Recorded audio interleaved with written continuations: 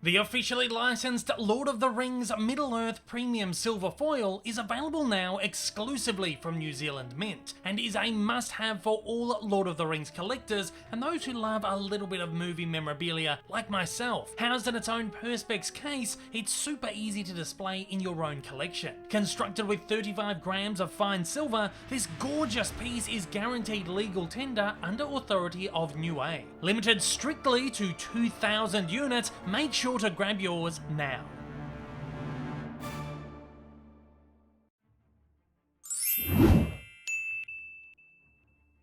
Now in its 7th year, the DC Extended Universe continues to expand and grow in new and exciting directions. It's a franchise I've had a bit of a tumultuous relationship with, but one I'm finally glad to see growing into its own. With the latest entry in the franchise, Wonder Woman 1984, hitting cinemas, I will aim to rank all 9 DCEU films from worst to best. Before we get into this, don't forget to give this video a like, as it does absolute wonders in getting my content out there, and additionally weigh in with your own rankings down below in the comments. At that, let's kick into it.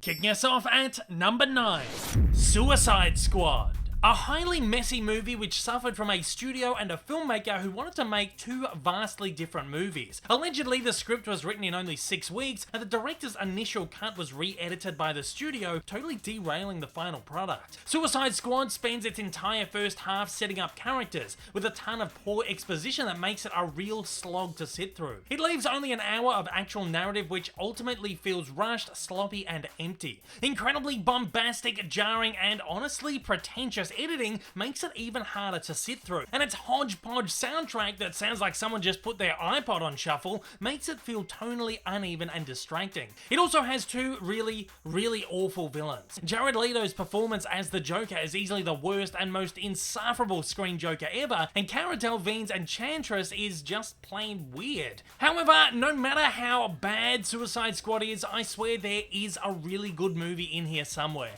A majority of the actors and characters are fantastic.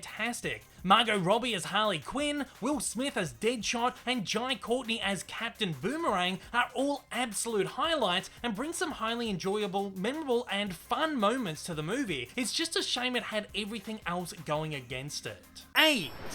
Batman v Superman: Dawn of Justice. Perhaps the most disappointed I've ever been with any movie ever. DC seemingly felt the need to capitalize on Marvel's cinematic universe and rushed out a payoff movie with none of the long-deserved build-up in an attempt to fast-track their own. Building upon the mythos set up in Man of Steel incredibly well, actually something I admired about it, Batman v Superman introduces 2 key new characters, Batman and Wonder Woman, but doesn't give them any of the time they deserve to build emotional character depth. Any development they are given is rushed, and without a previous movie, I have a hard time really caring for them here. Batman v Superman ultimately doesn't know what it wants to be: a Superman sequel, a Batman origin, a Justice League team-up. It feels like 3 or 4 movies slammed into one, simply to get to the punch, making the narrative incredibly jumbled. It's one of the chompiest, most confusing, most uninteresting comic book flicks ever, which changes perspective so constantly that it's hard to keep track of who's the hero and who's the villain. It also suffers an overload of bombastic special effects and explosions and absolutely terrible villains. There is most certainly a good story to be told here, and I think it could have been fantastic if they actually took the time to tell it right. At number 7, Aquaman. Quite possibly one of the most visually gorgeous superhero movies ever, with stunning underwater sequences, incredible fight choreography, and set pieces. Unfortunately for me, Aquaman is all style over substance, sacrificing a decent script and narrative for an overblown visual extravaganza. I mean, I totally get it. Aquaman is absolutely a turning point in the DCEU, which, just like Justice League, tried to flip their previous dark and drab tone on its head by offering a bright, light-hearted action romp. However, in doing so, I think the movie just goes way too over the top. No, it never takes itself too seriously, it laughs at itself, loads itself with humor and fun adventure, but it's done with far too much cheese and corn that it needed. Just about everyone in this thing delivers an awful, melodramatic performance, and I honestly find very little to like about either Jason Momoa or the character of Aquaman. To me, this is an incredibly tedious and boring movie with a highly derivative plot that I feel like I've seen 100 times. It's 2.5 hours long, and it feels like you have to struggle through rough waters to get to the shore. There's also just so much going on here with very little happening at all. James Wan is a brilliant director, but I feel like he swam too far into Michael Bay territory with this one, and I'm glad that DC did manage to pull themselves back just a little bit in future installments. At number 6, Justice League.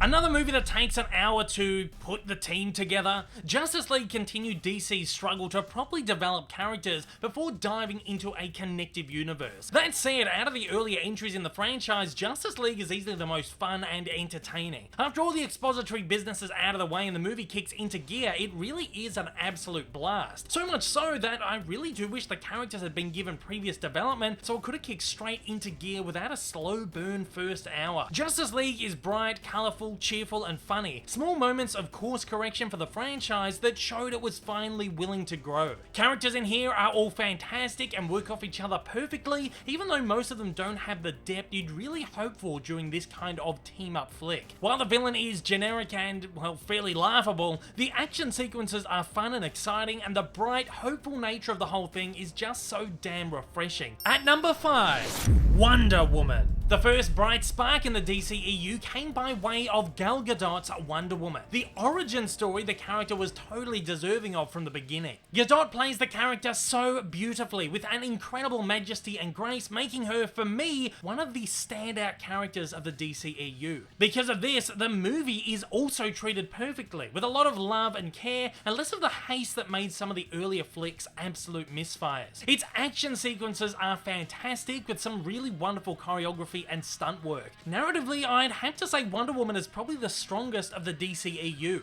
It sets up its stories and characters really well, and while treating its fairly crazy concept with a lot of respect, it's still self-aware enough that it's not afraid to dip into well-placed, light-hearted moments. While the first 2 acts are fantastic, I do feel it falls apart in the third, again falling into those classic DCEU pitfalls, feeling like a rush to the finish, holding back my rating just a touch. Regardless, Wonder Woman is a stunning film, and not only a favourite DCEU entry, but a favourite comic book movie.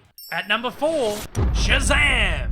Shazam is a fantastic turning point in the franchise that finally embraces heart, humour and simple storytelling, resulting in an incredibly fun and engaging new age superhero flick. Shazam could also be seen as a soft reboot of the franchise, creating a new style, tone and formula that works perfectly for the DC universe. Placing itself in Philadelphia instead of Gotham and focused on new characters distant from those previously explored also essentially establishes a pocket universe within the grand DCEU, preventing it from feeling disjointed or out of place and opening possibilities for future experimentation and expansion. The sense of connection is helped with plenty of callbacks to previous movies, and while some of them do feel a little on the nose, they are all fairly satisfying on the whole. The tone of Shazam is really pleasing, taking on an almost 80s teen flick style that lends itself to some great humour and heartfelt storytelling. That said, the movie does find a hard time letting go of the DCEU's dark past, with the last act of the film particularly feeling pretty dark and brutal, falling back into some of the franchise's past pitfalls. Overall, it is an enjoyable flick and the first sign of great things to come. At number 3, Man of Steel.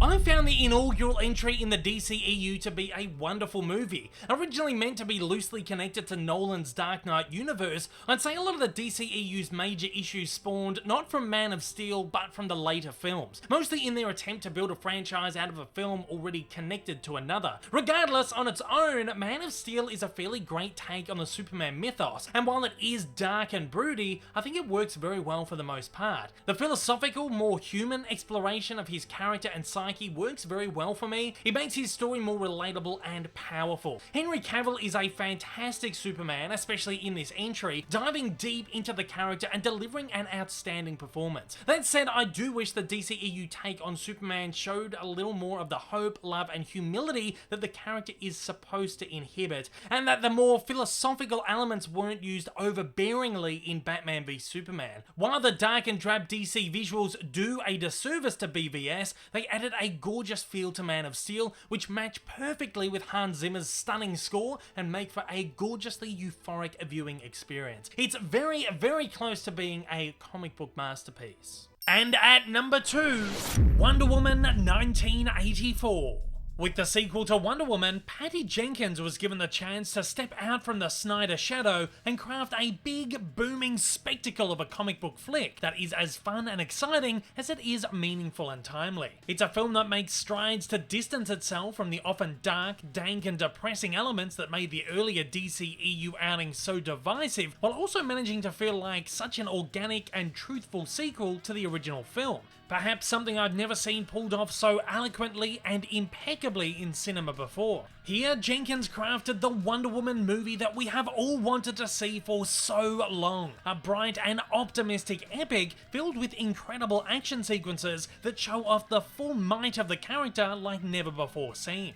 The villains work so wonderfully here as well, a sore point of many previous DCE entries for me, with its hopeful narrative and call for love, peace and equality at a time when we need it most. Wonder Woman is so much more than just explosions and superheroics, it's a multi-layered, deeply human comic book adventure. And coming in as my #1 favourite DCEU movie, Birds of Prey.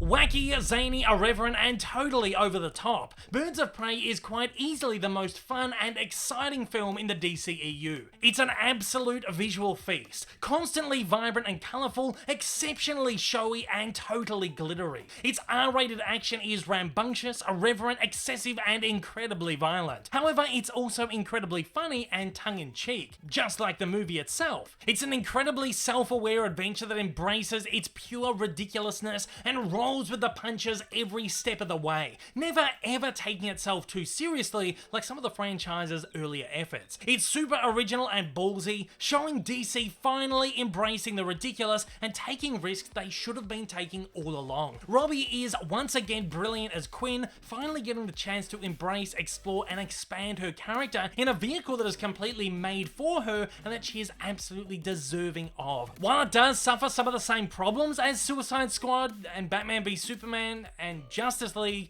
in that it spends quite a while setting up characters and narrative, it moves at such an incredible, unrelenting speed that it's always captivating and investing.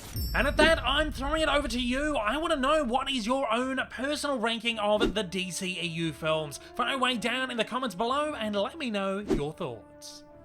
Hey everyone, if you haven't yet, smash that big old subscribe button up on your screen to keep up to date with all my content and hit that like button down below. Also, don't forget to check me out on social media and please consider supporting me over on Patreon for as little as $1 a month for exclusive videos, early access content and to get your name up on the screen. Thanks again for watching.